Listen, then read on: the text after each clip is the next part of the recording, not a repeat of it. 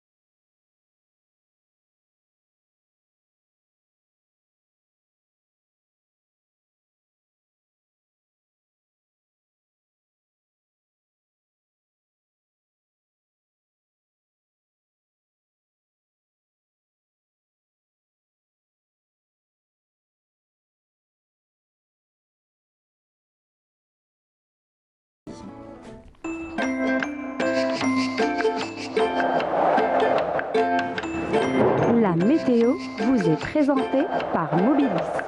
Mobilis, أينما كنتم. de retour, Amel. Bonjour Amel. Comment ça va? Ça va, merci. Très bien. Alors, il va faire beau? Il va faire chaud. Beau et chaud. On vous écoute. Avec des vents aussi. Hein. Merci Amel. Bonjour à tous. Eh bien, pour aujourd'hui, nous aurons un ciel dégagé à partiellement voilé sur pratiquement l'ensemble des régions nord, avec des vents assez forts près des côtes ouest et centre pouvant atteindre même les 60 km/h durant cette journée. Des foyers orageux vers l'intérieur ouest et centre pourront engendrer quelques pluies l'après-midi. À noter quelques particules de sable en suspension sur le haut plateau de l'ouest et le centre. La moitié sud, toujours un voile de nuages sur l'extrême sud, le Ghat Tassili, le Sahara central et le Sahara oriental, avec des foyers orageux qui peuvent aussi donner quelques pluies durant cette journée. Ailleurs, le soleil prédominera sur le sud-ouest, la Sahara, le Nord Sahara, également les oasis avec de fréquents soulèvements de sable, cette fois-ci vers la Sahara et le Nord Sahara. Les températures, eh bien, quant à elles seront plutôt élevées, avec un maximum aujourd'hui de 35 degrés du côté de Relizane, 32 à Albayad, 29 Tlemcen, 28 degrés à Oran, 27 degrés à Alger, 29 Tizi Ouzou et Batna, 30 degrés à Djelfa, 23 à Annaba. Au sud, eh bien, on aura 34 degrés vers Béchar, Biskra, 37, Gardaya également, Tamanrasset, 39 Janet et Tindouf, 45 degrés le maximum à Drarin Salah, Bojbaji Mokhtar Ingzem, en passant par les 43 degrés à Ilizi. La mer aujourd'hui, eh bien, se montrera plutôt agitée sur les côtes ouest et centre, mais peu agitée sur les côtes est, avec des vents qui vont souffler entre 40 et 60 km/h sur les côtes ouest et centre, et 20 à 40 km/h sur les côtes est de secteur nord à nord-est. On va faire un petit voyage du côté de la partie nord de l'Afrique où le ciel restera peu nuageux. À Rabat, Tripoli, également Tunis, mais un beau soleil régnera au Caire, Khartoum, N'Djamena et Niamey. Des pluies du côté un temps nuageux vers l'Ayoun occupé et Nouakchott. Le mercure affichera 24 degrés à Rabat, 26 à Tunis, 24 à Tripoli, 36 au Caire, 41 degrés à Khartoum, 32 degrés à Nouakchott et le maximum cette fois-ci à Niamey et N'Djamena avec 43 degrés. Voilà, je vous retrouve tout à l'heure, juste après le journal télévisé de midi et d'ici là, très très bonne matinée.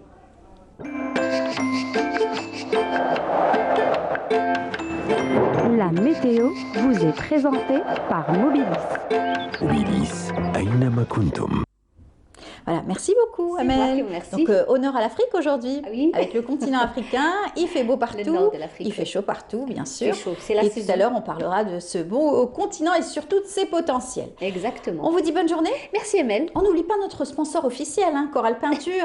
Oui, c'est lui qu'on aura l'occasion de retrouver tout au long de notre émission. Et puis un petit coucou à notre ami Jamel Achache, bien sûr, qui lui était notre rubricard. Donc on aimait bien sûr brique avec lequel on aimait beaucoup bricoler. Bricoler, oui, nous l'a beaucoup Voilà. appris.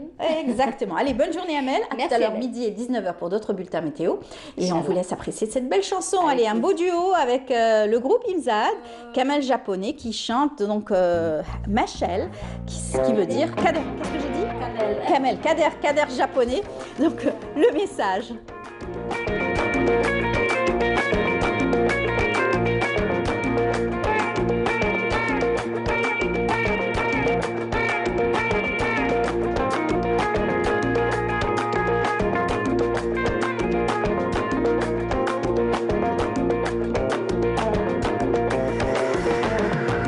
جاني بشار بالخافية ويحكي لي ما صار وقال لي اسمع لي وهاك دي الخبار جاني بشار بالخافية ويحكي لي ما صار وقال لي اسمع لي وهاك دي الخبار ايه فيه قرن نتلاقى وعلى الضاسي لي غنى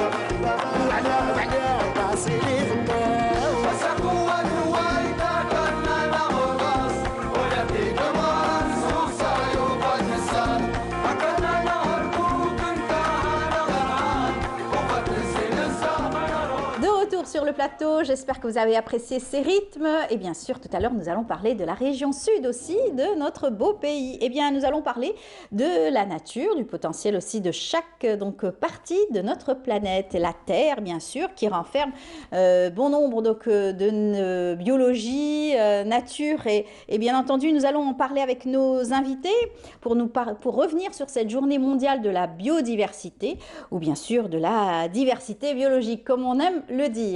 Sur notre plateau, on va commencer par les dames. Madame Faiza Bendris, bonjour. Bonjour madame, Bienvenue parmi nous. Merci pour l'invitation. C'est le même que vous êtes donc chargée du programme Nature, Climat, Énergie au niveau du PNUD, c'est cela? C'est cela. Bienvenue. Et monsieur Salah Moukran, bonjour. Bonjour madame. Marhaba bik. Vous êtes le directeur national des projets des parcs culturels. On ne se trompe pas avec parcs naturels, surtout pas culturels.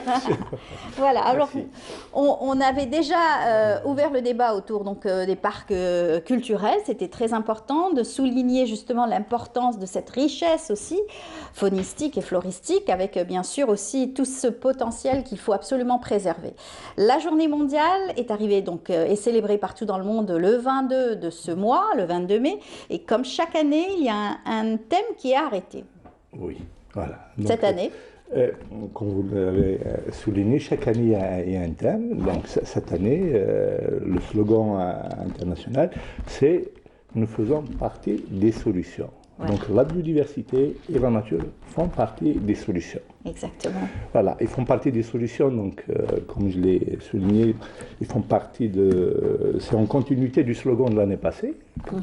Donc les solutions sont dans la nature, et dans la nature, il y a la biodiversité. Donc la biodiversité fait partie des solutions par rapport à des domaines divers. Donc elle fait partie des solutions à l'alimentation.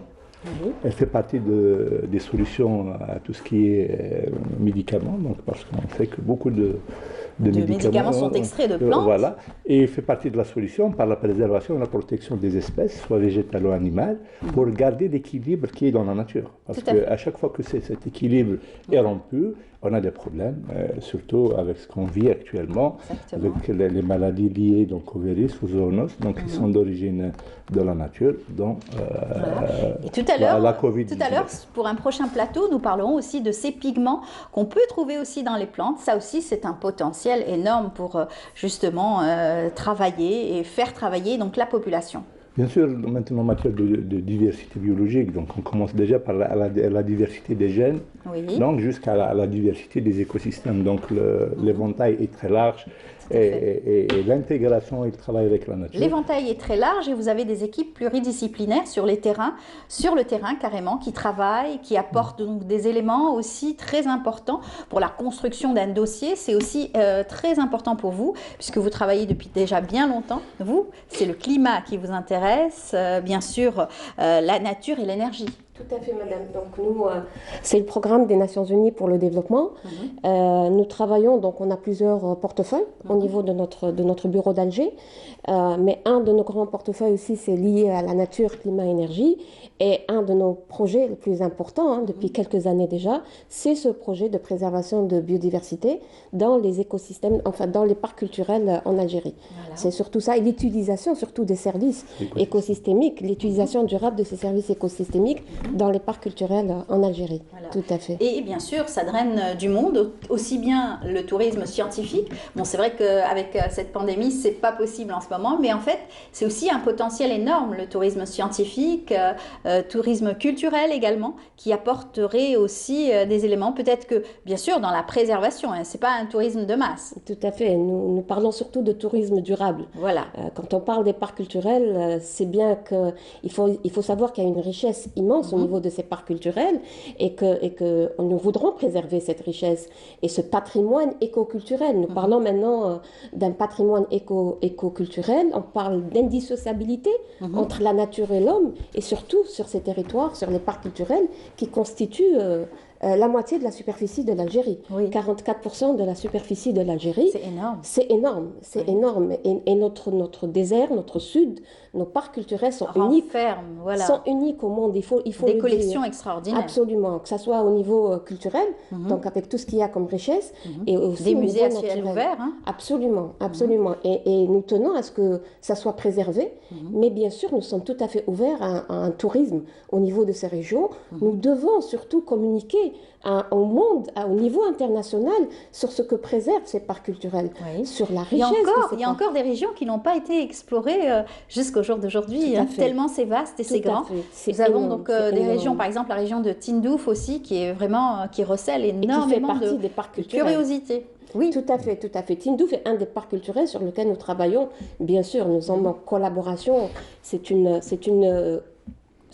collaboration de très longue date avec le ministère de la Culture et avec le projet. Ce projet-là, et M. Salah Hamqran, on travaille avec eux depuis des années. Il y a eu une première phase du projet qui a été évaluée positivement et qui a surtout recommandé une seconde phase de longue durée.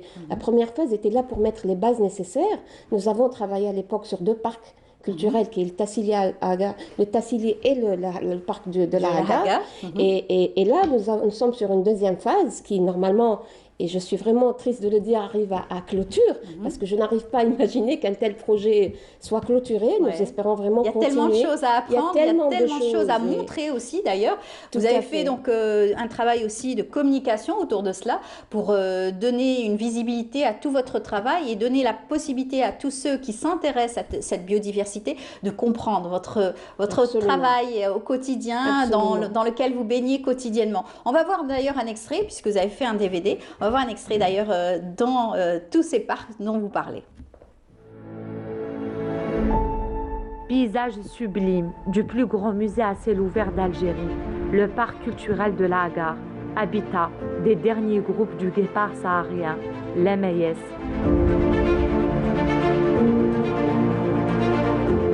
La présence de cette espèce animale rare, caractérisée dans la Hagar, rajoute à ce territoire une importance environnementale à la mesure de la valeur de son patrimoine culturel universel. Pour l'application du protocole scientifique du suivi de cette espèce unique, l'Office national du parc culturel de la Hagar et la Direction nationale du projet de la biodiversité ont réuni les moyens humains et matériels nécessaires pour la réalisation de 3 grandes missions sur le terrain pour l'inventaire du guépard saharien. La première a été effectuée en juillet 2017, la seconde en février 2019 et la dernière du 15 mars au 9 avril 2020.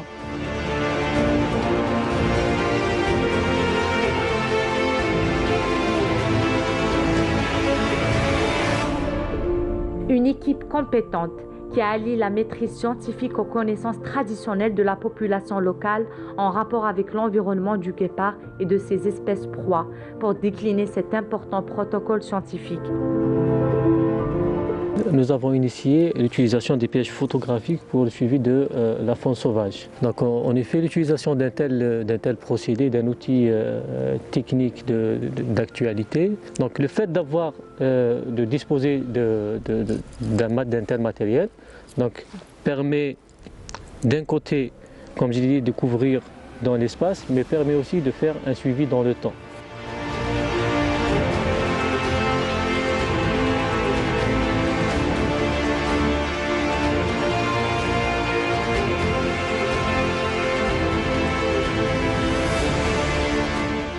De retour sur le plateau, magnifique image que vous nous avez rapportée, donc extrait donc de ce DVD que vous nous avez rapporté. Alors vous avez des équipes qui ont travaillé sur toute cette biodiversité, cette faune, cette flore que vous préservez absolument. Oui, bien sûr. Scientifiques. Oui, bien sûr. Bon, je vais rajouter juste un mot par rapport à ce qu'a dit notre collègue du PNUD par rapport à la coopération entre le PNUD et le ministère de la Culture et spécialement avec le programme. Donc c'est une coopération très fructueuse depuis maintenant au moins 15 ans. depuis qu'on a démarré tous les travaux de terrain sur le parc culturel. Bien sûr, donc, le programme lui-même, c'est un projet qui vient renforcer les capacités d'intervention des parcs pour mieux documenter, gérer, exploiter et valoriser les patrimoines naturels et la biodiversité des parcs. Bien sûr, sur les 6 années de travail, donc il y a eu beaucoup déjà de résultats qui ont été atteints par rapport à l'élaboration de méthodologies, donc, de documentation, d'inventaire et de suivi sur le terrain. Non seulement il y a eu ce travail technique et scientifique, mais il y a aussi le renforcement de capacité par le recrutement. Donc le recrutement du personnel. Donc le projet a permis donc, de recruter 54 personnes pour le réseau, entre techniciens, ingénieurs et agents. Et tout ce personnel donc, est intégré actuellement au service du ministère. Donc ils sont intégrés, ils sont fonctionnaires de l'État. Donc ça c'est important de le souligner parce que l'investissement il est là. Donc on a recruté et on a pérennisé. Donc, c'est un énorme travail. Parce que l'échantillonnage, le travail sur le terrain, les observations aussi des individus, le comptage des individus, tout ça, c'est vraiment un travail de longue haleine. C'est un travail de longue haleine, par exemple, pour si on prend le cas de la faune, donc il y a tout un programme spécifique à l'intérieur de ce grand programme. C'est ce que j'ai toujours dit aux collègues. On est sur un très grand programme et à l'intérieur, chaque chapitre, chaque axe, c'est un autre programme. Donc il y a un programme qui est spécifique au guépard et des espèces de proies. Oui, donc, on en avait parlé il y a bien longtemps, le guépard, l'apparition surtout et de traces avec M. Belbachir qui avait eu, vous m'avez dit, une bourse au niveau... M. Belbachir a travaillé entre 2008, le premier, voilà. A travaillé entre 2008 et 2009-2010. Ensuite, il y a eu d'autres éléments. Après, bien sûr, il y a les travaux réalisés par les équipes du parc, bien avant Belbachir, donc en 2004, 2005, 2006. Et il y a eu aussi des observations après. Mais dans ce travail sur le guépard, donc c'est un travail titanesque et énorme, réalisé donc par les équipes du projet et avec aussi la participation de M. Belbachir en tant qu'expert national, où on a fait pas moins de 80 jours de terrain. Pas moins de 80 jours. Donc il faut imaginer que les conditions difficiles, c'est ce que je disais. Les conditions et la préparation et l'exécution des missions, comment mettre en place des équipes sur des territoires. C'est immense. Donc, et au bout, donc, bien sûr, donc, une première étude, un premier rapport a été livré sur l'inventaire de la faune et la description des habitats. C'est très important, bien sûr. Du Tassili de la Haga. Et le dernier travail donc, a été réalisé par nos équipes, donc les jeunes que vous avez reçus une fois. Ils étaient venus, bien sûr, pour parler de leur participation à une journée internationale en Tunisie. Organisée par les UCN. Donc c'était, d'ailleurs, ma collègue a parlé des moments donc, de profiter, de porter à l'international. Ça, c'était un moment important pour le faire. Donc ces équipes, donc l'un des personnes qu'on voit sur le reportage. Voilà, M. Abdenour Nossouni, il faut que je le cite. C'est lui qui a mené la mission qui a permis de faire l'observation du guépard entre mars et avril. Et ça, ce n'est qu'un échantillon. En tout cas, vous en avez d'autres, des travaux réalisés sur le terrain avec vos nombreuses équipes, comme je l'ai dit, pluridisciplinaires. Bravo à vous. On vous souhaite bon courage. Merci. Je pense que pour nous, il est très important de porter à un niveau international toutes les réalisations et tous les résultats atteints dans ce projet. Il est vrai que nous, je le dis toujours, on ne communique pas assez nos résultats au niveau international et le PNUD, nous travaillons dans ce sens avec toute l'équipe du projet pour essayer vraiment de diffuser toutes ces informations, de diffuser tous ces résultats atteints à ce jour au niveau international et j'espère qu'avant la fin du projet, nous arriverons vraiment à avoir de la matière à diffuser au niveau international. Très bien. En tout cas, on vous souhaite bonne chance et à toutes vos équipes. Je vous remets encore de la matière. C'est gentil, merci. On travaillera dessus, bien sûr. On vous dit à très bientôt pour encore une fois rendre visible tout votre travail et différentes potentialités, en tout cas le potentiel, bien sûr, de ces parcs culturels. À très bientôt. Merci beaucoup. Bonne chance à vous. Merci pour l'invitation. On continue dans bien sûr, cet élan aussi de biodiversité et des préservations de notre nature. Une équipe, en tout cas, assez mobilisés pour nettoyer au niveau donc d'une plage de Borj El Bahri, la plage de Borj El Bahri. Journée de sensibilisation, la journée du 22 mai. Ça s'est passé donc à Borj El Bahri. C'est un reportage signé Yasmina Saïdi, pardon. À l'approche de la saison estivale, Ce sont des dizaines de bénévoles qui se sont mobilisés sur l'une des plages les plus fréquentées de Bourj el-Bahri. Armés de sacs plastiques, ces bénévoles s'activent depuis les premières heures du matin. Objectif, collecter un maximum de déchets. Notre but est de sensibiliser les Algériens au respect de l'environnement et en même temps leur faire prendre conscience de l'impact de la pollution sur l'écosystème. Nous projetons de programmer d'autres opérations pour le nettoyage des plages de la commune de Bourj el-Bahri et ce en coordination avec les autorités locales de Dar el-Beida. Cette journée de sensibilisation a été organisée au profit des plus petits. Le but, sensibiliser ces derniers quant à l'impact néfaste des déchets sur la biodiversité. Nous avons organisé cette campagne de sensibilisation en partenariat avec plusieurs associations actives dans le secteur de l'environnement, ainsi que des entreprises publiques, notamment Asrout, Edval et Extranet. Des gestes simples, mais qui changent tout. Ces campagnes visent à éduquer les esprits pour un environnement sain, car nettoyer c'est bien, mais ne pas salir c'est encore mieux. De retour sur le plateau, nous allons parler tissage. On reste encore une fois dans le sud avec ces belles images qu'on a pu voir à travers donc, le précédent plateau. Nous restons et nous vous emmenons cette fois-ci à Timimoun avec deux très belles associations et surtout une belle action. Alors, avec nous, monsieur Abdelhai Ousdiq, marhaba bik. Comment ça va? Alhamdulillah, vous êtes le président de l'association Tifa ou Tizri de Timimoun. C'est une association. احنا جمعيه ثقافيه. احنا نشكركم على الاستضافه. الحقيقه احنا متبني مفتخرين بوجودنا في القناه الخارجيه تاع الكنال الجزائري. هذه فرصه لنا تاع الجنوب باش يبرزوا التراث اللي تزخر به منطقه القراره. منطقه القراره هي ولايه تيميمون الجديده. الحمد لله هذه فرصه جديده ان شاء الله باش نبينوا التراث نتاعنا المادي ولا مادي الوطن والعالميه. C'est vrai. Donc vous faites la promotion de notre patrimoine culturel matériel et immatériel dans la région du Gourara, Timimoun. Avec nous également monsieur Houssine Kadiri, marhaba bik. Bonjour. Voilà, on est au Canal Algérie, ça c'est un plaisir bien sûr. C'est pour montrer un peu le patrimoine de Timimoun. Surtout c'est un patrimoine qui a été perdu plus de 80 ans. Donc on a fait une renaissance d'un tapis qui était en laine naturelle, en laine pure et la teinture végétale. Voilà. Donc on l'a fait revivre de nouveau. Et aujourd'hui on est arrivé à 125 modèles. Extraordinaire. Alors vous êtes membre de l'association, vous êtes président de l'association du droit de l'enfant, de l'adolescent et de la femme rurale à Timimoun. La femme artisane. La femme artisane.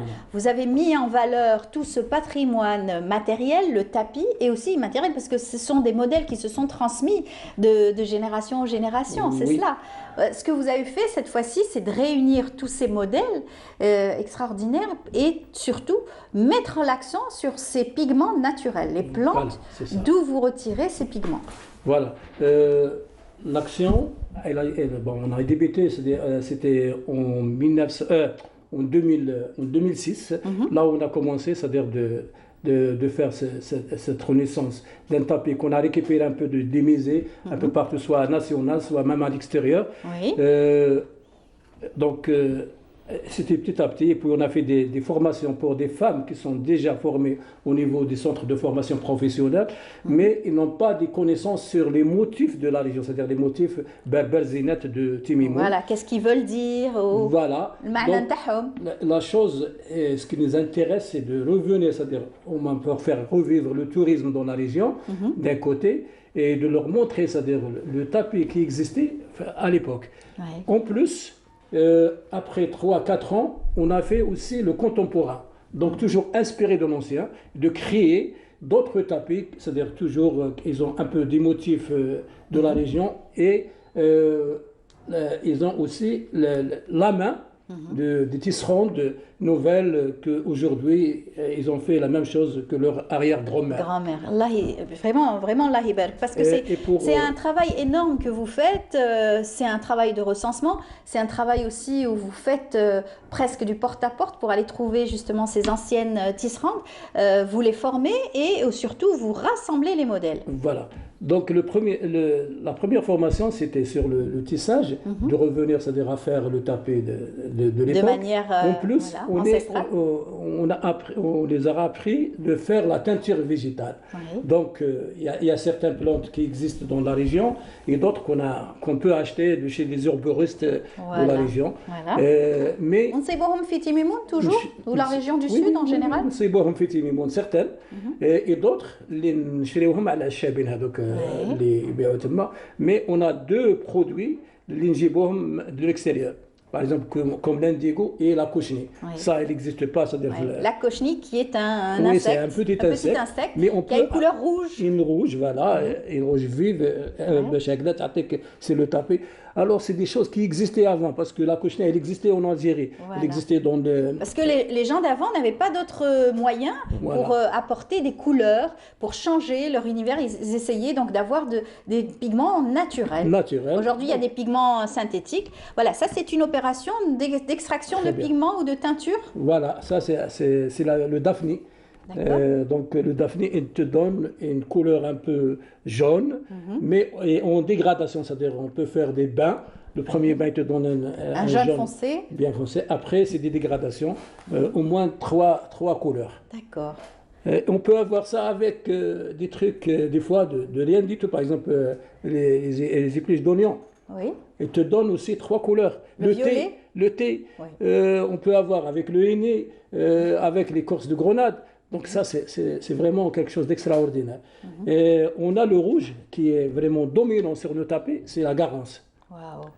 Donc la garance, elle est plus utilisée dans l'atelier, parce que, mais seulement que 1 kilo de garance pour 1 kilo de laine, pour avoir un rouge vraiment... Voilà. Ou ça ne dénature pas justement la nature. Elle ne se déteint pas, voilà, d'un côté. En plus, la chose qui est très très importante, c'est que... Ça préserve la nature aussi. Oui, oui. Et on a formé aujourd'hui 80 femmes sur la teinture végétale et 15 jeunes pour faire, c'est-à-dire la plantation des plantes tinctoriales. Wow. Dans la région de Timimoun. Alors, expliquez-nous un petit peu justement ce travail que vous faites, la préservation في الصحراء, Timimoun surtout, la région نتاعكم. الحمد لله احنا تيميمون غنية على التعريف. الحمد لله تيميمون هي منطقة يعني عريقة. وازيس روج نعيطوا لها. وازيس روج الحمد لله. فيها عدة ثقافات، فيها الثقافة الأمازيغية يعني زلازنات، فيها الثقافة الإفريقية، وفيها الثقافة العربية. الحمد لله هذه الامتزاج تاع الثقافات عطانا يعني زول غيشاش الحمد لله. وما يخفاش عليكم باللي منطقة القرارة تيميمون بالأخص يعني عندها تراث مكلاسي في الباتريمون، إما الأهليل اللي كلاسا في الباتريمون، وزيد ثاني كاين ما يخفاش عليكم باللي المولد النبوي الشريف تا هو كلاسي في الباتريمون. وثاني عندنا عامل مشترك مع المناطق الأخرى كما ولاية أدرا، يعني النظام السقي العجيب تاع الفقاره كلاسي وباتريمون مونديال. نزيدوا حتى الكسكسي مكلاسي في الباتريمون. ما عندنا شحال من حاجه في هذه يعني باش لا ريجيون تفتخروا بها انتم. الحمد لله. وحنا كاع الحمد لله وندعوكم باش تجونا ان شاء الله. وحنا حنا كجمعيات حنا جينا هنا الجزائر العاصمه باش نقدموا يعني الصوره الايجابيه لمنطقه القراره، وباش نتعاونوا كجمعيات بيناتنا، ننسقوا بيناتنا ونديروا جسر تواصل بين الشمال والجنوب، باش ان شاء الله باش على بالك السائح ولا الجزائري الا ما عرفش بلادو يعني ما يقدرش يعرف بلدان اخرين.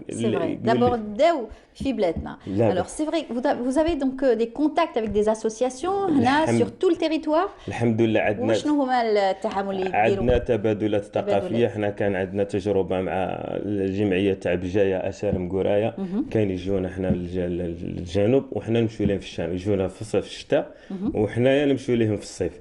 وعندنا تبادلات الحمد لله. وزيد الحاج قادري حتى هو راه يعني يدير هذا الجسر التواصل يعني داخليين وحتى خارجيين، عندنا تعاملات الحمد لله. وهذا واش انا ناكدوا يعني الجزائري عنده يعني تنوع ثقافي لابد نستغلوه يعني في الوحده وتدعيم الوحده الوطنيه. من هذا المنبر ندعي جميع الفاعلين والمجتمع المدني العامل في اي لابد يبرزوا التراث نتاعهم لانه هو اللوغو وهو الاساس تاع الجزائر. Oui, la région bien sûr de Timimoun, la région de Tougourt, les régions qui sont riches à travers leur savoir-faire aussi, qui drainent le tourisme aussi, qui font travailler aussi la population de la région, qui sont aussi férus aussi de toutes ces belles choses que l'Algérie doit aussi faire rayonner à travers le monde. Alors c'est un travail de formation, vous l'avez déjà commencé, ça a pris une ampleur? Oui, on a déjà formé, c'est-à-dire les 80, ça rentrait dans le projet CAPDEL. C'est un projet de renforcer un peu, c'est-à-dire les capacités des artisans et c'est-à-dire de tous les acteurs dans la région. Donc, ils nous ont donné une subvention pour former 75 femmes et jeunes sur la teinture végétale, mais nous, on a dépassé ce nombre. C'est-à-dire on est arrivé à 80 et pour aussi les jeunes sur la culture des plantes actuelles. Oui. Justement, vous allez faire travailler peut-être des agronomes. On est le seul atelier en Algérie qui fait la teinture végétale avec pour avoir toutes les couleurs. Voilà, c'est extraordinaire. On a formé des gens à Tizi Ouzou, on a fait faire parvenir une association Timkin de Messaad à Timimoun pour les former sur la teinture végétale alors qu'ils ont la laine, mais ils n'ont pas cette capacité d'en faire que le chimique, mais maintenant ils sont formés en teinture végétale et ça c'est très important. Voilà. Et vous avez donc des parcelles pour faire la plantation de ces plantes tectoriales? Bon, pour le moment c'est une expérience parce que on a découvert qu'il y avait des plantes dans la région. Donc comme la garance, elle existait, mais elle n'était pas utilisée parce que comme ils l'ont déjà oublié pour l'utilisation, mais nous, on est revenu, c'est-à-dire à encourager les paysannes de cette région de faire un peu espacer leurs parcelles et d'en faire ces plantes. Et d'autres à qui, c'est-à-dire lorsqu'on a formé ces jeunes, comme ça pour employer et pour mettre ces plantations dans leur jardin, dans leurs petites parcelles. Mais nous, l'expérience c'est sur juste un demi-hectare. Pour cette expérience de formation. Alors, vous nous avez ramené ce livre qui renferme aussi de très belles photos. Ça, c'est des tapis contemporains. C'est des contemporains. Alors, réalisés par des femmes que peut-être ils ont un niveau scolaire même pas qui ne dépasse pas le lycée, mais voilà ce qu'ils font. Elles arrivent. Bien sûr. Et puis aussi, on les a. Ces deux femmes, il y a surtout deux femmes qui sont vraiment, c'est-à-dire ils ont une expérience. Alors, ils sont allés en France aussi pour une exposition. Donc, ils ont fait des tapis sur place. Voilà, avec des pigments naturels, c'est ce qui est aujourd'hui la nouveauté. On revient à le travail de nos ancêtres. Cette création. Cette création, tout à fait. L'indigo, c'est aussi connu par le voile de Tamanrasset aussi. Non, c'est pas le même indigo. C'est pas le même indigo. Il y a l'indigo plante et l'indigo roche. Donc, c'est pas la même chose. Nous, on utilise l'indigo plante. Très bien. Et l'indigo plante, elle existait à l'époque dans la région de Tamantit. Oui. Donc, c'est pour cela qu'on est revenu, c'est-à-dire en faire une plantation de l'indigo sur place. C'est le même climat, Tamantit au Timimoun. En tout cas, l'indigo du voile, c'est un indigo, vous me disiez, de roche. Donc, c'est une poudre, pratiquement, qui protège la peau. On l'écrase après. Voilà. Qui protège la peau. Mais ça, c'est une plante, donc on utilise les feuilles de l'arbre pour avoir une couleur naturelle. En tout cas, on s'est régalé grâce à vous. On a appris beaucoup de choses aujourd'hui concernant, bien sûr, ces teintures naturelles et surtout ce savoir-faire, bien de chez nous, de la région de Timimoun, de la région, bien sûr, du sud, de toutes les régions du sud qui recèlent un réel potentiel pour justement booster encore une fois le tourisme et préserver notre patrimoine matériel et immatériel. Merci beaucoup. Merci à vous aussi. Et on vous invite à venir à notre atelier comme ça pour voir sur place. On viendra, Inch'Allah. Voilà, Inch'Allah. Pourquoi pas. Eh bien, merci beaucoup. Je rappelle, Monsieur Houssine Kadiri, vous êtes le président de l'Association des droits de l'enfant, de l'adolescent et de la femme rurale au niveau de Timimoun. Marhaba bik, à très bientôt. Je vais revenir à vous dire artisane. Artisane, voilà.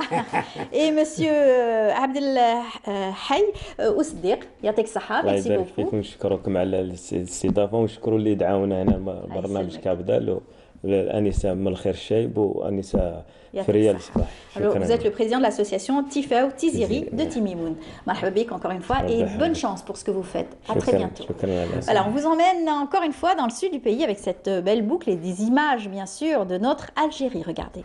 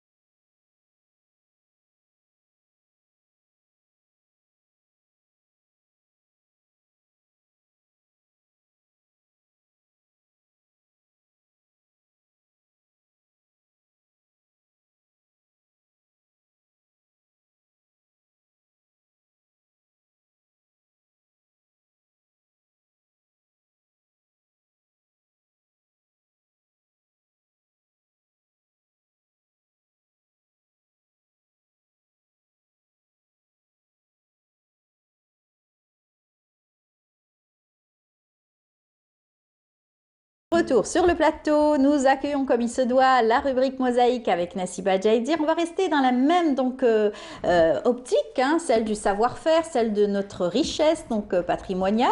On était dans le tissage, cette fois-ci on va rester dans la poterie, le savoir-faire, la céramique. Eh bien elle va nous en dire un peu plus, Nassiba, dans sa rubrique mosaïque. Bonjour Nassiba. Bonjour Amel, bonjour à vous tous, ravie de vous retrouver. Voilà, vous avez pu voyager à travers Timimoun. Oui, très belle région, j'en garde de très très bons souvenirs. Très bons souvenirs. Et puis cette fois-ci, c'est donc la céramique, le savoir-faire main et toute cette richesse que recèle notre céramique algérienne. Tout à fait, Amel. Alors, belle exposition.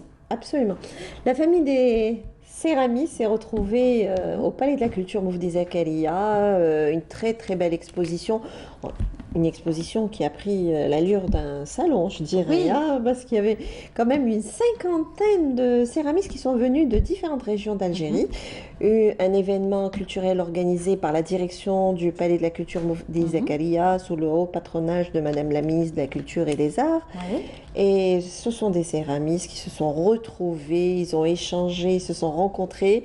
Bon, l'exposition n'a pas très connus, certains un peu moins, mais ils ont un travail extraordinaire. Ah, tout à fait. Donc une cinquantaine d'artistes, ils se sont retrouvés pendant 5 jours. Ils étaient hébergés donc sur les lieux d'hébergement au niveau du palais et les 4 salles du palais étaient occupées. Voilà. Donc le savoir-faire ancestral entre tradition et modernité, de très très beaux objets. Donc il y en avait pour tous les goûts et pour toutes les bourses, je dirais. Une belle exposition. Et donc il y a les anciens, il y avait des maîtres artisans et il y avait aussi plusieurs générations. Nouvelle génération. Plusieurs générations représentées. Il y a la nouvelle génération qui a fréquenté les ateliers de ces maîtres artisans. Donc il y avait beaucoup de couleurs et sur les 4 salles c'était réparti. Alors il y avait, ça va de la céramique classique, la céramique classique dans l'une des grandes salles, la poterie, le carreau de céramique, ce qu'on appelle dans le langage dialectal zlij, donc les carreaux de céramique qu'on peut retrouver ce sont des carreaux de céramique architecturaux dans des maisons. Un peu partout. Voilà, aujourd'hui, les jeunes architectes travaillent énormément sur la reproduction de ces carreaux de céramique. On en avait reçu une qui est extraordinaire. Najat Arwa, on a reçu il n'y a pas très longtemps. Oui, et une autre architecte aussi qui était venue. C'était... non, elle était calligraphe. Elle était calligraphe. Elle a été dans l'enluminure, elle était versée dans l'enluminure, mais elle a travaillé elle a intervenu puisqu'elle avait son entreprise. Il s'agit de Daifallah, Amina Daifallah, si mes souvenirs sont bons. Bonne mémoire, Nassiba. Qui a travaillé aussi à Jamal Al-Kbir. Qui a intervenu, et puis elle a sa propre entreprise, elle est architecte. Et là, donc, c'était quand même de belles rencontres. Donc, les visiteurs ont pu fréquenter, ont pu se déplacer au Palais de la Culture. Bon, ça n'a pas tellement duré, juste 5 jours, mais 5 jours pour pouvoir visiter cette belle exposition. On va la visiter ensemble aujourd'hui, n'est-ce pas? Avec ces belles choses qu'on est en train de découvrir tour à travers les images que nous envoie la régie. Et bien sûr, on va tout de suite découvrir cette belle exposition signée Nassiba Djaïdir. Au Palais de la Culture Moufdi Zakaria, la céramique d'art est à l'honneur. À la fois décoratif et utilitaire, des objets dans l'air du temps. Des objets signés par des artisans d'Alger et d'autres régions d'Algérie. Des artisans qui ont sélectionné leurs meilleurs produits pour la circonstance. Des produits artisanaux qui mettent en valeur notre patrimoine culturel. Riche et diversifiée, cette exposition nous invite à découvrir le savoir-faire de ces artisans. J'adore les couleurs. Je prends du plaisir à jouer avec mes couleurs. J'essaye de donner du bonheur avec ce que je fais. Je travaille sur le patrimoine, j'essaye de le développer, de l'actualiser. Je m'inspire de tout ce que nos ancêtres nous ont laissé comme trésor. De vocation, je suis un artiste peintre à l'origine, mais dès qu'il y a eu le grand boom de la céramique en Algérie, j'étais parmi les premiers à exercer, à pratiquer cette activité. À chacun son inspiration et ses coups de cœur. Ces objets en céramique se déclinent sous différentes formes. Des formes et des couleurs qui évoluent en harmonie. Façonnées avec beaucoup de passion, ce sont des pièces uniques. Des pièces signées et produites en atelier. Chacun de ces artisans a sa petite touche personnelle. Un jeu de matières et de couleurs qui dévoile bien des talents. Je fais de la céramique depuis 47-48 ans. Et dans ces années-là, j'ai profité à Médéa pour lancer cette activité en 1973. Et à partir de là, j'ai ramené les meilleurs artistes médéens. C'est des calligraphes, c'est des professeurs de dessin qui sont venus dans mon atelier pour apprendre le métier. Puis j'ai été inspiré par les arts musulmans, le mauresque. Puis j'ai vu que tout le monde faisait la même chose, le mauresque. J'ai essayé de donner une autre touche, plus ou moins contemporaine, avec les moyens de bord. Pendant le confinement, j'ai pris quelques feuilles et fleurs de mon jardin et j'ai fait une nouvelle technique, l'impression avec une fleur sur la pâte ou une feuille, soit de figuier, soit de n'importe quelle feuille qui donne l'impression sur la pâte. Dans cette randonnée colorée, bien des émotions à partager. À ce matériau ancestral, des artisans insufflent une dynamique conceptuelle. Une sensibilité, un savoir-faire, tout en portant cet art vers un horizon contemporain. Les artisans ont mis en regard leurs produits artisanaux. Dans une belle scénographie visuelle, l'équipe d'animation du palais a donné une nouvelle dimension à tous ces objets. Le Palais de la Culture, principal organisateur de cet événement, tant attendu par les exposants. Ce sont les grandes retrouvailles. Les grandes retrouvailles, pourquoi? Parce que c'est la plus grande rencontre de céramistes depuis 1998. Et tous les espaces du Palais de la Culture sont dédiés à cette exposition. Ce qui me concerne, je fais toujours en sorte de jouer sur la finesse du travail, sur des couleurs peut-être qui me sont un peu propres, mais qui ne me sont pas propres à 100% parce que moi je m'inspire beaucoup de l'art méditerranéen et de l'art musulman. Ces deux sources d'inspiration font en sorte à ce que moi j'aboutisse à un résultat qui est le mien et que vous voyez ici exposé au salon.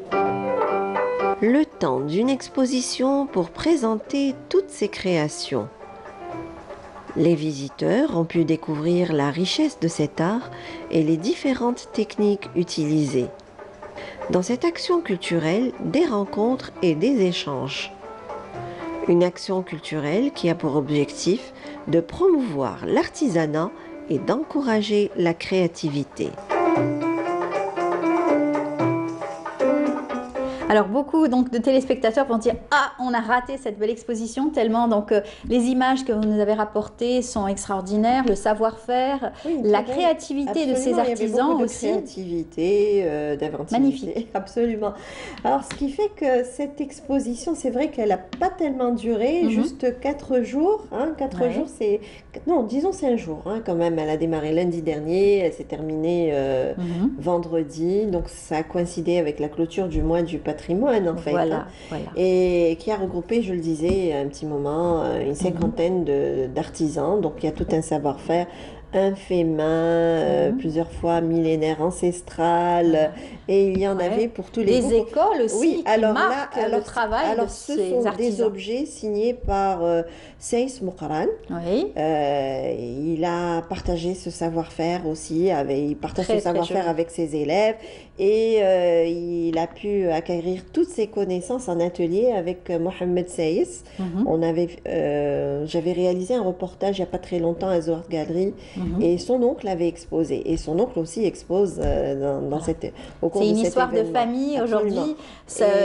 Le fait d'être donc céramiste, ça se transmet aussi de génération en génération. Se transmet de génération en génération en fait, et lui il va transmettre aussi ce savoir-faire à ses élèves. Il est passionné, c'est le fait main qui prend tout son sens et au travers de ces objets. On voit bien que on va voir d'autres le dans un petit biscuit, c'est moment. aussi un travail recherché parce que former donc la pièce, lui donner vie et ensuite la cuire différents degrés et bien entendu d'autres. Alors là, c'est signé Samir Hamienne. On reconnaît le travail de C'est un artiste qui Samir a Hamienne. étudié à l'école des Beaux-Arts où on y enseigne la céramique. Et on reconnaît sa touche personnelle parce qu'avec le temps, chacun donne une touche de modernité à son travail. On reconnaît. Un véritable bijou là. Oui, et il y a des petits bijoux berbères. C'est ça. Voilà, il s'est inspiré du bijou berbère en fait. Il y a d'autres aussi, on va les voir dans un petit moment. Et ce sont des étapes de travail, donc ça demande de la minutie, et la cuisson bien sûr, parce qu'il réserve aussi beaucoup de surprises des fois. C'est toujours Samir Hamienne, alors sur un autre registre, on n'a pas l'impression que c'est Samir Hamienne. C'est Mais en tout cas, il adore les couleurs. Ah, il adore les couleurs, très et joli. voilà, c'est tout à fait nouveau sur un autre registre, donc c'est toujours dans le renouveau aussi, la céramique, on travaille, ça travaille les couleurs. C'est vraiment contemporain aussi. Oui, c'est moderne, c'est très moderne. Et donc, il se démarque aussi des autres artisans. Chacun essaye de trouver sa touche personnelle. On va en voir d'autres aussi. Nessimel va nous envoyer encore d'autres images. Et donc, ce sont, je disais, des étapes de travail. Alors, c'est un artiste que j'ai découvert dans cette exposition. C'est votre coup de cœur cette fois-ci. C'était mon coup de cœur, absolument. Un jeune qui venait donc de Tizi Ouzou Non, de Béjaïa. Oui. Béjaïa, on l'a vu dans le reportage. Bon, pas si jeune que ça. À la base, il est artiste peintre. Et là, il y a beaucoup de couleurs. Donc, on voit, il y a des couleurs, le vert pistache et le bleu. Il y a beaucoup de nuances. C'est très nuancé. C'est très joli. Et donc, lui, il se démarque aussi. Bon, vous avez pu le constater, très peu de dorures. Très peu de dorures. Et il a sa petite touche personnelle aussi. Voilà, on va voir d'autres aussi dans les tons bleus, dans d'autres tons aussi. C'est très nuancé. C'est très nuancé. Et donc, je disais, c'est des étapes de travail. Ça part du tournage au moulage, en passant par... Voilà, on est en train de voir. Vous n'êtes pas sans ignorer que ce sont des étapes de travail dans la céramique. Du tournage au moulage, en passant par l'émaillage aussi. Et puis, on enfourne aussi. Il faut rappeler que ce sont des pièces très fragiles. Ce sont des pièces uniques. Des heures de travail, des pièces uniques, bien sûr, faites à la main.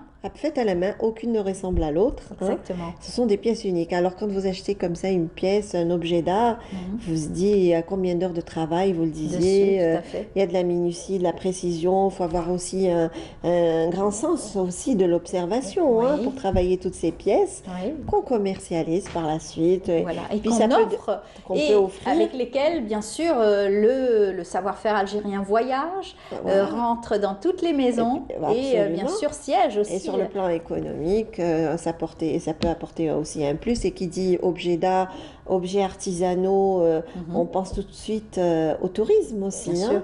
Quand le tourisme là encore une fois, c'est développé. une très belle pièce aussi originale. Là, c'est signé Chenoufi.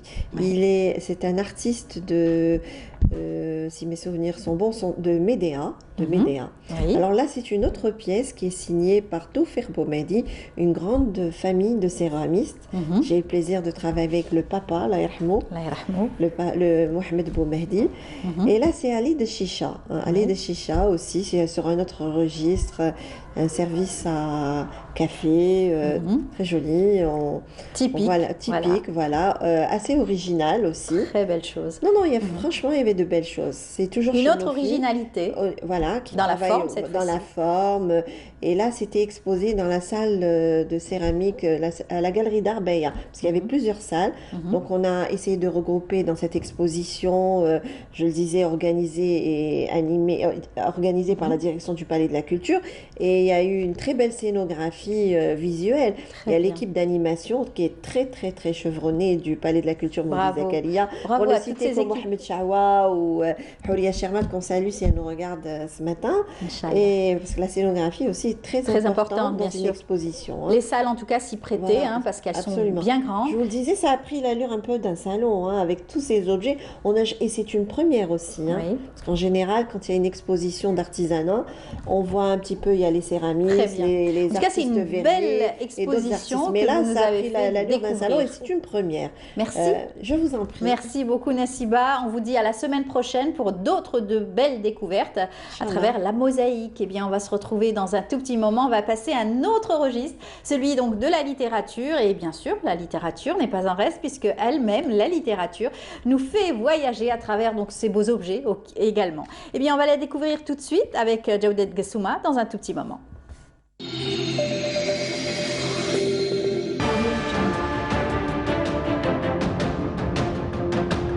Enfin, une peinture algérienne aux normes internationales. Tous vos besoins en peinture intérieure, peinture métal, préparation de support ou peinture extérieure, choisissez Coral Peinture.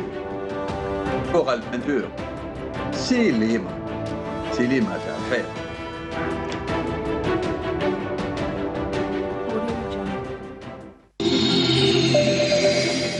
Voilà, notre auteur, comme j'aime bien le dire, auteur et artiste est parmi nous. Jawdet Gassouma, bonjour. Bonjour. Comment ça va? Ça va, bien. Je disais bien que les lettres faisaient voyager tout ce savoir-faire à travers, bien sûr, des phrases, des mots et qu'on planche sur du papier.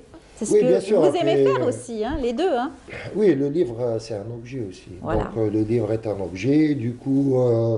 Voilà, du coup, c'est un objet mobile, c'est un objet qu'on peut, qu'on peut utiliser, prendre. Il y a un rapport affectif avec cet objet. Oui. Et donc, voilà, donc il y a plein d'histoires qui se transposent, qui se déplacent, qui se communiquent. D'où une belle transition pour parler un peu d'un auteur, justement, qui a fait du conte, qui a fait de l'histoire, qui a fait de la poésie, qui a raconté de belles choses. C'est votre coup de cœur? Le coup de cœur, oui, et puis un hommage aussi, puisque je parle de Rabah Blameri, qui est auteur, écrivain, poète, conteur d'une manière un peu spécifique. Il est né le 11 octobre 1946 dans la wilaya de Sétif, précisément à Bougara. Il est décédé le 28 septembre 1995 à Paris, où il a vécu. Donc il perd la vue, c'est particulier dans son, parcours. Pour un auteur. Il perd la vue dès 1962, le jour pas très loin de l'indépendance algérienne. Et il va faire des études au lycée de Sétif, ensuite il va aller à l'école des jeunes aveugles d'El Biar, il va faire l'université d'Alger, et il va après se diriger vers la France en 1972. Et là, il va produire vraiment beaucoup d'œuvres. Là, il fait aussi un doctorat à l'université d'Alger sur l'œuvre de Louis Bertrand, Miroir de l'idéologie coloniale, qui est édité chez l'OPE. Donc vous avez la chance, si vous le commandez, de trouver ce travail qu'il avait fait. Et ensuite, il a produit plein d'œuvres qui vont du conte le plus simple, où il a récolté des contes. Il était dans une logique dans les années 70-80 où on commençait à s'intéresser un tout petit peu aux contes algériens. Donc là, on a par exemple l'Oiseau du Grenadier, conte d'Algérie, oui, où il a transféré il a transcrit des contes de la tradition orale vers la tradition écrite. Et il a insisté aussi pour ce qui était de l'arabe dialectal. Il a fait un vrai travail de transcription, de traduction aussi vers le français, où il a dit ça va démultiplier la portée de ces contes. où Ils sont justement restés peut-être dans une seule génération. Voilà, dans une carrément. seule génération et tout. Donc lui, il est venu avec cette...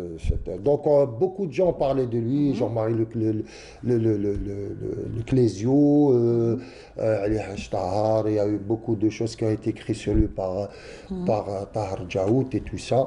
Donc il a fait vraiment beaucoup d'œuvres. Il n'a pas aussi beaucoup parlé de Jean Sénac, qu'il a considéré comme son guide.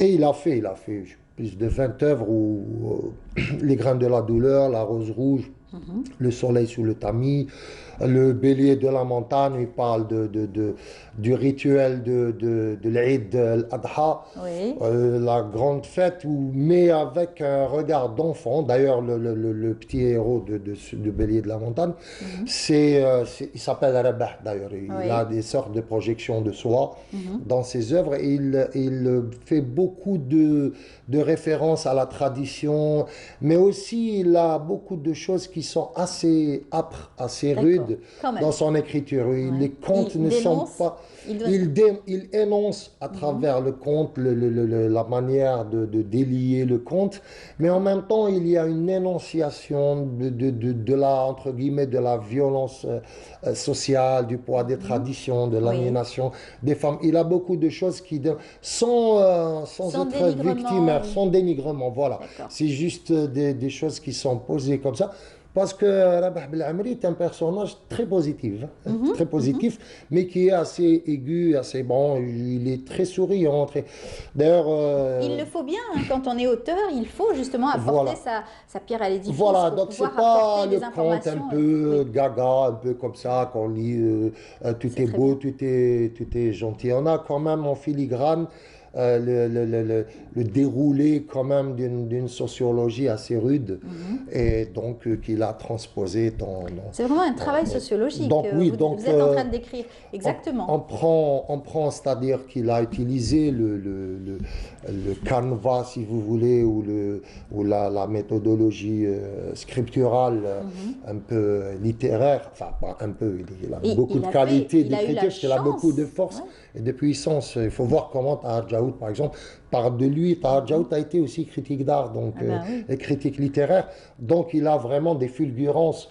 Et puis donc après on a L'âme de Djaha, Femme sans visage, Pierre d'équilibre, tout un ensemble, et ça devient un corpus, ça devient un travail de mémoire qui a été fixé dans le temps. Rabah Belamri nous a quittés donc en 2005, et il y a beaucoup de choses qui continuent à vivre après lui, parce que, bon, voilà, c'est un écrivain majeur. C'est un auteur prolifique et majeur, c'est un auteur, malgré le fait que toute son œuvre, quasiment, c'est faite en France particulièrement. Mais là, c'est une photo on voit à l'écran une photo de... Non, pas du tout, puisqu'il était non-voyant. Mais c'est pas lui qui a fait. Bon. Mais là, c'est une photo de Jamal Fars. Donc, cette photo... Jamal Fars est un photographe installé à l'étranger, et il a beaucoup travaillé avec plein d'auteurs, notamment Mohamed Dibetou. Et là, c'était une photo de Jamal Fars, de Rabah Belamri, un des rares photos qui évoque Rabah Belamri, parce que Jamal Fars avait émis un texte aussi par rapport à ça. Donc, à son regard, il a photographié par exemple Mohamed Dib, il a photographié beaucoup de gens connus, des auteurs algériens. Et M. Belamri a fait de hautes études. Il a un doctorat, tout simplement. Et ça a été donc difficile, justement, de travailler comme ça. Non, il y a beaucoup de non-voyants. Il y a beaucoup de non-voyants à l'université d'Alger. Évidemment, il y a des spécialités dans lesquelles ils excellent, comme la littérature, la langue française ou arabe, ou la langue en général. Il y a aussi la sociologie, il y a la traduction, l'interprétariat.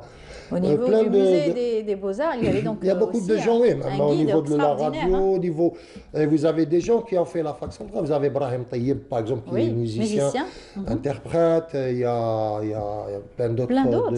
Mohamed Yazid aussi, qui est un artiste de renom, qui est aussi dans l'informatique. Il y a beaucoup de gens qui travaillent dans les régies. Tout à fait, ça c'est c'est pour juste citer un exemple et relever le fait que malgré cet handicap, il a réussi, en tout cas, oui, voilà, donc à transcender, il a beaucoup écrit, il a beaucoup produit. Et voilà, donc 10 ans après son atteinte de cécité, il a beaucoup écrit, beaucoup produit, et il a produit des œuvres qui resteront mémorables dans la littérature algérienne, même si elle a été produite ailleurs. C'est très important. Voilà, comme je le dis à chaque fois, vous nous donnez envie de lire à travers toute cette description de l'auteur, de ses différents ouvrages. C'est un beau voyage que vous nous offrez à chaque semaine. C'est normal parce que, voilà, parce que ce sont des auteurs algériens et qui ont bénéficié ou qui ont donné, c'est-à-dire qui ont bénéficié d'un système de diffusion, d'un système d'édition et d'un public et d'une aura et d'une, je veux dire, d'une visibilité. À portée internationale aussi. Voilà, à portée internationale, quand on est dit chez Gallimard ou chez Seuil ou des choses comme ça, c'est très important. Avec les nombreux aussi salons du livre, bien sûr, qu'il fréquente. Parlons de salons du livre, justement. On va faire juste un petit passage sur Boudjima. On va aller, vous et moi, en Kabylie. Oui. Belle rencontre. Voilà, sur les hauteurs de Tigzirt. Ouais. Et donc là, le 6e salon du livre de Boudjima, c'était vraiment quelque chose de formidable. Et là, le superlatif n'est pas emprunté. Ce qu'il y a eu, mais alors là, la 6e, donc citoyenneté active, sous le thème citoyenneté active, là, c'est à la Maison de la Culture de Boudjima. Donc le petit croissant rouge que vous voyez sur le côté n'est pas gratuit parce que tout a été fait selon des normes, des normes de sécurité, de distanciation sanitaire assurées par le croissant rouge local. Donc c'était très bien. Donc les masques étaient gratuits, on en fournissait avec du gel à l'entrée et avec une présence massive. Ça fait 2 ans qu'il a été stoppé ce salon et là ils ont décidé de reprendre. C'était vital. Et je ne sais pas, il y avait à peu près une cinquantaine, soixantaine d'éditeurs venus. Il y avait toutes les têtes d'affiches d'écrivains. Il y avait beaucoup de ventes dédicaces aussi. Beaucoup de ventes dédicaces, mais alors là, extraordinaire. Un livre, une vie. Et la LACD, c'est-à-dire la Ligue des arts dramatiques, culturels de Tizi Ouzou, et aussi et un livre, l'association Un livre, une vie, qui est passée juste avant la fin du salon. Et qui s'est passé donc du 20 au 22 mai à Boudjima, donc sur les hauteurs de Tigzirt, et qui a acheté, cette association a acheté des livres aux auteurs, et elle a acheté des livres aux éditeurs. Elle a fait ses choix, bien sûr, mais elle a acheté. Il y a eu un public dingue. Et c'est une association qui fait la promotion de la lecture. Qui fait la promotion de la lecture, qui encourage le livre et qui encourage la chaîne du livre. Très bien. Sa vocation est aussi donc vraiment, l'hommage est vraiment mérité. Parce oui, ça serait bien parce qu'ils ont beaucoup de choses à dire. Et c'est un salon qui, on dit que, moi je dis que par défaut, c'est le 2e salon après le salon du livre. Toute proportion gardée, le salon du livre d'Alger. Mais par défaut, oui, effectivement, on peut considérer comme, avec un taux de participation du public extraordinaire et aussi un taux de participation des éditeurs qui y avait les stars de l'édition. Il y avait toutes les grandes boîtes d'édition algériennes, des plus grandes aux plus petites, avec des signatures, des choses. Et des auteurs aussi de renom. Et des auteurs de renom, il y avait les têtes d'affiche, il y avait un peu nos stars de l'écriture, nos stars de l'édition, nos écrivains, ils étaient là et c'est vraiment quelque chose de fort. C'est une réussite en tout cas. Un public normal et un public spécial où il y a eu beaucoup d'excursions des écoles privées. On a fait ça comme une excursion et les gens sont venus Tout a été visiter. bien organisé pour ça, justement, pour ce rendez-vous littéraire qui a eu oui, beaucoup de conférences, d'ateliers de dessin, d'ateliers d'écriture, peinture, il y a eu tout un ensemble de choses qui se sont passées autour. Et c'est vraiment, puis les gens se sont rencontrés entre eux, enrichissant, voilà. Magnifique. Et Juste vous avez une un image, autre... Oui. une petite image du jour un peu plus émouvante que ce qu'on est en train de vivre là, c'est avec Salon du Livre. Et il y a une image du jour un peu triste, un peu maussade.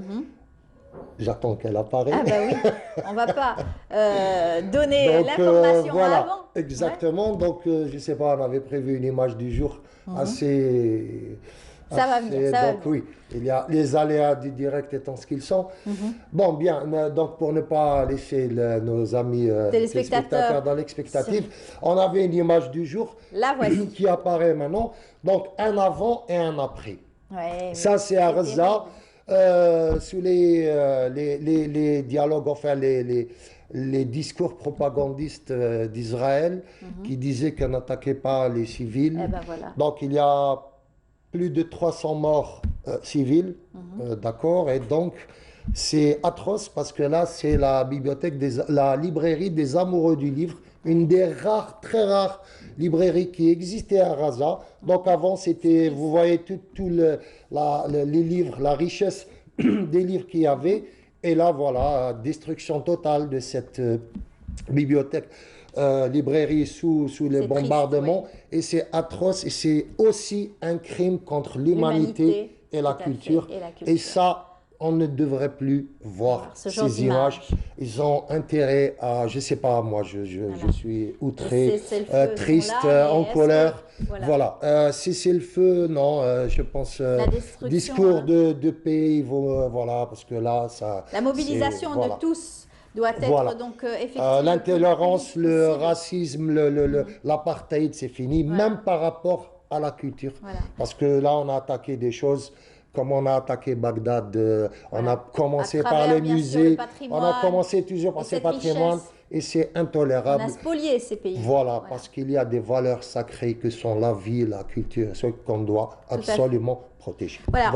On se quitte avec cette note assez négative, mais en tout cas, j'espère que ça va faire bouger et réagir certaines personnes. Merci beaucoup, Djaoudat. Merci à vous. On vous dit à mardi prochain, Inch'Allah, avec un autre voyage avec littéraire. Un peu de lecture enfantine, des notions sur l'altérité. Merci pour en tout cas cette belle, surtout belle découverte ce matin. On continue, on va apprécier ces rythmes avec le groupe Africa, plutôt la chanson Africa, et on se retrouve juste après.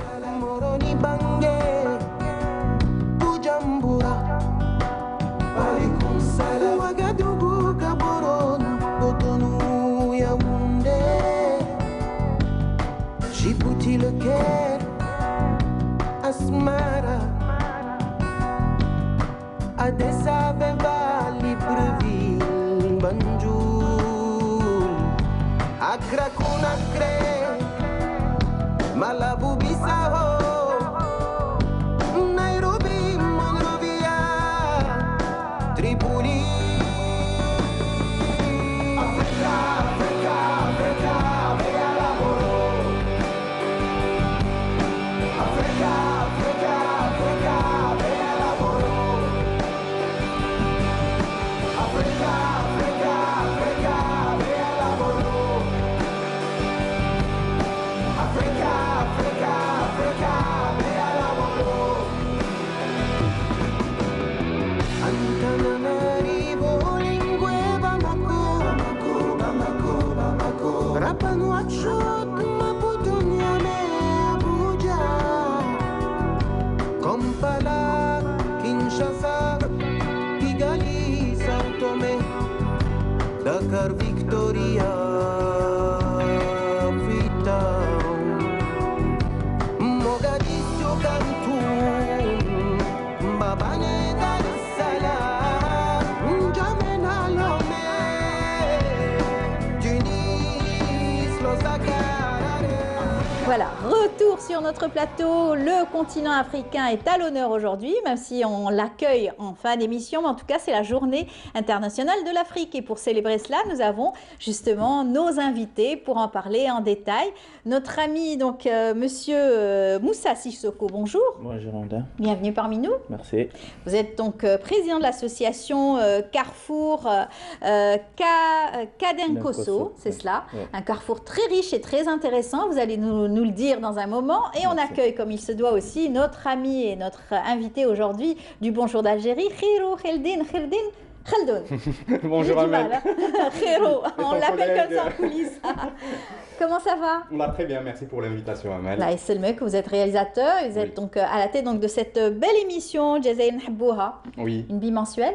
Une bimensuelle, voilà. Donc on a entamé les qu'on a diffusions découvert à l'antenne. Pendant le mois de Ramadan. Pendant le mois de Ramadan. Oui. De belles découvertes et surtout cette belle initiative qui nous réunit ce matin. Cette belle rencontre qui a été initiée par l'association et par d'autres Algériens aussi pour accueillir des Africains de tous les pays africains, bien sûr tous les pays africains de notre continent, n'est-ce pas?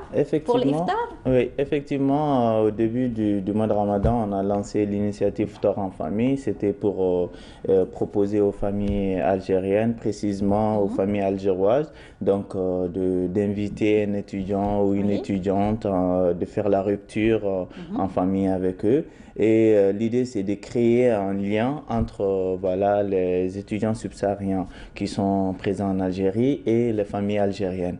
Et après la clôture de l'initiative, on a eu 130 étudiants subsahariens qui ont été invités par 27 familles algériennes et une association et une fondation.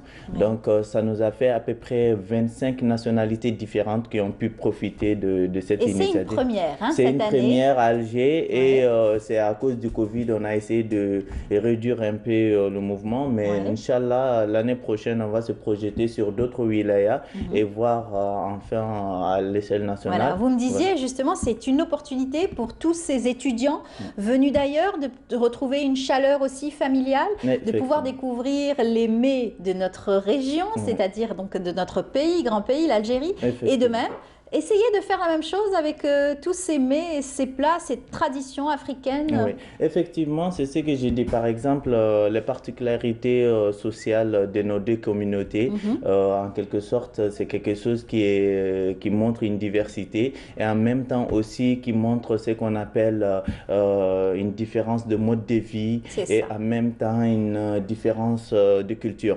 Et nous, quand nous venons, comme je le dis, à chaque fois je passe sur un plateau. Ici, voilà, donc je le dis que les étudiants subsahariens, avant de venir ici, on a une mauvaise image de l'Algérie, sincèrement, il faut le dire carrément. Et là, une fois en Algérie, on rencontre une autre réalité. Moi-même, je l'ai vécu, j'ai fait l'expérience. Ça fait 10 ans que vous êtes ici en Algérie. Ça fait vous 10 avez ans été je suis ici. J'ai eu l'honneur et la chance aussi d'être adopté par une famille algérienne, donc qui a pris soin de moi et qui m'a permis de changer mon image de l'Algérie que j'avais. Et nous, l'idée, c'est de permettre aux étudiants subsahariens qui sont ici de faire la même expérience, de changer l'image de l'Algérie qu'ils ont avant leur arrivée en Algérie et de leur permettre aussi de créer des opportunités. C'est ça. Voilà, on va en parler de ces opportunités. Là, on est encore dans cette tradition, dans cet échange, dans ces belles choses que vous aimez donc valoriser entre les peuples surtout, et surtout entre pays africains. Khiro, on est en train de voir justement de très belles images. Vous avez été invité vous-même à rencontrer toute cette belle joie de vivre à travers donc nos traditions et surtout cet échange convivial durant l'iftar, c'est cela? Oui. Justement, quand j'ai connu Moussa, donc il m'a présenté son projet. Iftar en famille. Iftar en famille, je trouvais que l'idée était géniale. C'était à la base de faire rencontrer des étudiants subsahariens à des familles algériennes, mais les deux en profitent au final. C'est-à-dire que la famille va apprendre de ces étudiants qui vont ramener leur culture, leur tradition, et ce moment de convivialité va essayer de réunir ces deux cultures. Et ça ne pouvait qu'être filmé, et il fallait immortaliser ces moments. Et vraiment, ce projet aide énormément donc, les pays africains, enfin l'Algérie et ses étudiants subsahariens à se rencontrer, à avoir ces a priori et ces idées reçues. Ces échanges de dialogue aussi qui sont très enrichissants. Ah bah oui, parce que il y a une crainte des deux côtés. Donc il fallait qu'il y ait Moussa pour avoir ce projet et c'est-à-dire contribuer à éliminer ces idées reçues, ces appréhensions par rapport. Et voilà cette rencontre qui s'est faite. Ouais. Et ensuite, vous avez été donc là pour nous rapporter toutes ces belles ambiances qui régnaient, n'est-ce pas? Alors, ces images ont été filmées plutôt par Moussa et son équipe, donc Choux. Moi, ce que j'ai fait, j'ai essayé d'introduire une partie de cet iftar dans mon émission Le Jazaïr Nhabouha. Et justement, désormais, donc, il y aura toujours une partie dédiée à ces étudiants subsahariens dans l'émission, que ce soit dans l'émission Le Jazaïr Nhabouha ou dans l'émission Certifié des aides qui va reprendre bientôt, Inch'Allah. Extraordinaire, en tout cas une belle rencontre. Alors on le disait, c'est vrai qu'on a tous eu cette expérience de pouvoir recevoir un étudiant africain chez soi. Nous-mêmes, on avait un Africain donc tchadien, Guillaume, qui était venu donc chez nous. C'était un ami à mon frère et on a partagé justement cette culture, ces émotions et surtout d'être loin de sa famille. C'est très difficile quand on est étudiant et de pouvoir partager quelque chose avec donc d'autres nationalités. Pouvoir apprendre. Vous me disiez, une autre facette très importante, c'est la facette économique. Vous-même, vous êtes là en Algérie pour un travail donc, de doctorat, vous êtes vous êtes doctorant, vous travaillez sur le paludisme depuis déjà bien longtemps. Effectivement, le gouvernement malien m'a envoyé en Algérie pour venir apprendre de nos confrères et chercheurs algériens sur la lutte contre le paludisme, qui est un problème de santé, mais aussi un problème économique. Parce qu'en Afrique, en quelque sorte, dans une famille, par exemple, si je prends l'exemple sur mon pays, au Mali, quand on prend une famille, la plus grande partie de l'économie de la famille va dans le traitement des enfants atteints par le palu dans la famille. Donc ça provoque déjà une crise financière au sein de la famille. Donc c'est pas seulement un problème de santé, mais c'est un problème économique. Voilà, donc, et dans ce côté-là, nous essayons maintenant de faire la lutte, et l'Algérie fait la lutte de son côté. Et en 2019, éradiqué la maladie, en 2019 certifié par l'OMS, et ils ont montré aussi que ce retour du palu, il y a eu 1000 cas au sud, il y a eu des morts, et voilà, ils ont dit que c'est le paludisme d'importation. C'est pour ça que le gouvernement malien, à travers une coopération, m'a envoyé de venir maintenant travailler et de m'inspirer du plan national de la lutte contre le palu de l'Algérie, et en même temps de travailler avec eux, parce que c'est comme si nous traitons la chaleur et nous ne traitons pas le feu. Le feu, c'est au niveau du Mali, c'est au niveau du Niger, donc c'est importé, c'est cette chaleur-là qui est le palu qui est importé. Il faut que nous essayons de traiter le feu d'abord au lieu de traiter la chaleur en Algérie. Exactement. Donc il faut que nous ayons ce qu'on appelle un travail en commun dans cette lutte-là. Et moi je suis là dans ce cadre-là, et en même temps, ça m'a permis aussi de prendre conscience de ce qu'on appelle les efforts immenses de l'Algérie pour l'enseignement des jeunes africains et des jeunes Algériens. Et ça fait déjà bien longtemps que l'Algérie a formé énormément d'étudiants venus donc de ce continent africain qui partageaient bien sûr cet enseignement. Il y a donc, vous voulez justement valoriser tout ce potentiel d'aujourd'hui de diplomates, présidents qui sont passés par l'Algérie. Effectivement, c'est soit de l'Algérie, c'est-à-dire de s'ouvrir aux jeunes subsahariens, de venir apprendre ici, de se former ici, et en quelque sorte une chance pour nous, les jeunes subsahariens. C'est pour ça que je dis à chaque fois que l'intelligence algérienne est en quelque sorte la raison du succès de l'Afrique du futur. Et c'est à travers ça nous essayons maintenant, vu que l'Algérie est notre patrie du savoir, et nous essayons en quelque sorte de rendre l'appareil. C'est-à-dire qu'il y ait un retour d'investissement de l'Algérie. C'est pour ça que nous avons pensé à créer une initiative, c'est-à-dire un réseau qu'on a nommé Aluma. Aluma, c'est-à-dire les alumni d'Algérie. Donc c'est un réseau qui va permettre de regrouper, de faire un suivi des étudiants subsahariens formés par l'Algérie. Déjà, on a commencé le recensement, on a vu qu'il y a plus de 60 000 hauts cadres. Il y a des ministres, il y a des présidents, il y a des ambassadeurs. Et en même temps, l'actuel président du Congo, Sassou Nguesso, est passé par ici. Il y a l'ancien président du Mali, Dioncounda Traoré, a fait ses études ici. Il y a Thabo Mbeki qui est Sud-Afrique, et Nelson Mandela n'en parle même pas. Et l'actuel ambassadeur du Mali a fait ses études avec Bouradoum. Alors, tout ce potentiel justement d'étudiants qui étaient passés, qui sont devenus aujourd'hui donc des personnalités, vous voulez justement rehausser cette expérience et surtout pour pouvoir avoir donc des relations, pouvoir avoir donc des facilitations peut-être dans la diplomatie. En quelque sorte, on veut créer. C'est-à-dire, il y a des échanges diplomatiques, il y a des échanges politiques, il y a des échanges économiques, c'est-à-dire des capitaux et autres. Maintenant, nous voulons qu'on parte, c'est-à-dire au-delà de ça, à partir de nos frontières, disons nos barrières artificielles, aller au-delà de l'extra-économique et l'extra-diplomatique, c'est-à-dire des échanges culturels, des échanges d'idées et de concepts, des échanges, ce qu'on appelle de contacts dus aux liens familiaux. Et à partir de ça, nous pourrons aller maintenant dans un contexte où on pourra, parce que l'Algérie est en train d'investir en ces jeunes subsahariens, mais après, il n'y a pas de suivi. Et la plupart partent et il n'y a même pas de contact.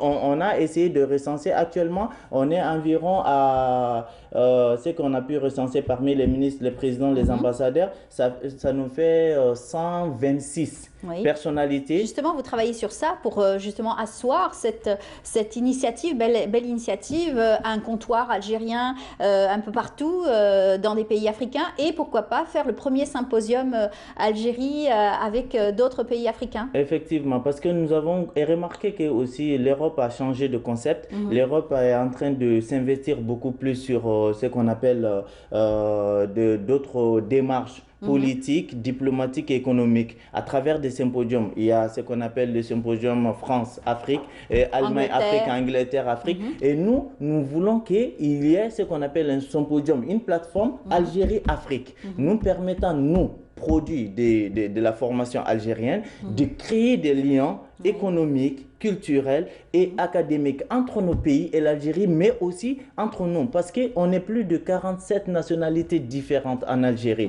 De toute façon, il y a beaucoup d'efforts qui sont faits politiquement dans ce sens-là, économiquement également. Il y a le comptoir de libre-échange aussi qui a été inauguré en janvier 2021.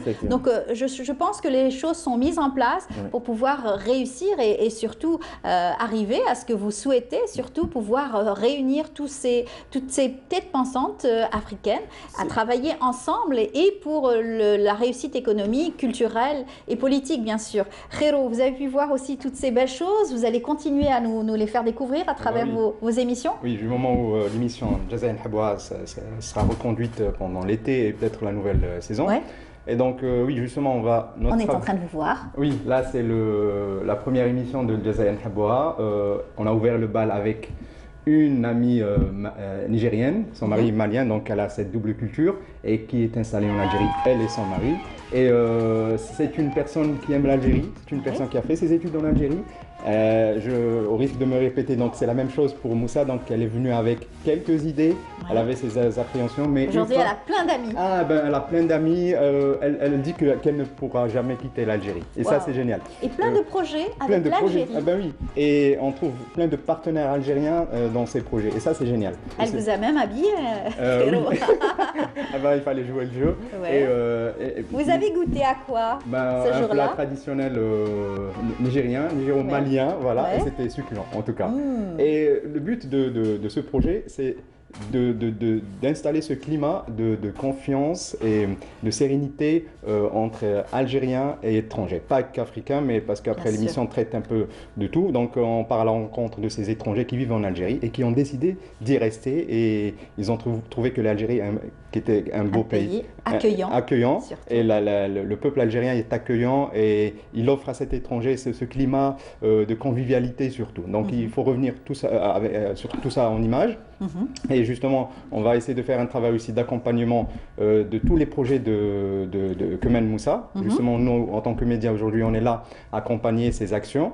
Ce sont de très belles actions qui permettent de favoriser le travail et les relations entre ces pays africains et l'Algérie. Et donc, je pense que nous avons beaucoup de projets à mener dans l'avenir. En tout cas, c'est une belle journée pour nous. Oui. Fêtons justement la journée internationale de l'Afrique ensemble. On a pu le faire ce matin avec, bien sûr, nos invités ce matin dans Bonjour d'Algérie. On est arrivé déjà à la fin de l'émission. Merci beaucoup à vous tous. Merci Khero. L'émission passe tous les... tous les jeudis, mais exceptionnellement ce soir. D'accord. On aura droit à une rediffusion. Bien sûr, c'est la journée de l'Afrique. Voilà. Rediffusion de cette émission. Oui. Si vous me permettez, j'aimerais remercier les familles algériennes qui ont invité les étudiants étrangers. Et actuellement, nous sommes en train de préparer une réception pour remercier ces familles, c'est-à-dire à leur faire goûter 47 plats africains. Wow. Donc, en même temps, pour faire cet échange culturel. Et nous invitons les chefs d'entreprise algériens à nous rejoindre dans cette démarche pour qu'ensemble nous puissions travailler. Voilà, merci beaucoup. Je rappelle Moussa Sissoko, vous êtes le président de l'association Carrefour Kaden Kosso. Voilà, merci beaucoup à vous. Merci, et à très bientôt, je l'espère. Khero, merci. Donc rendez-vous ce soir sur la chaîne Canal Algérie à partir de 21h30 normalement. Très bien. Pour une Jazaïr. Voilà, merci beaucoup. Eh bien, on est arrivé à la fin. Merci à vous tous de nous avoir suivis. Excellente journée à vous tous. Donc, demain, vous aurez le plaisir de retrouver Ismaël Belkaïdi à partir de Constantine. Jeudi, c'est Iman Mahrougras à partir d'Oran. Et puis, vendredi, vous retrouverez Nour Houda Bouzegaou à partir donc, de 9h du matin. Bonne journée à vous tous. Merci à toute l'équipe et au revoir. Au revoir.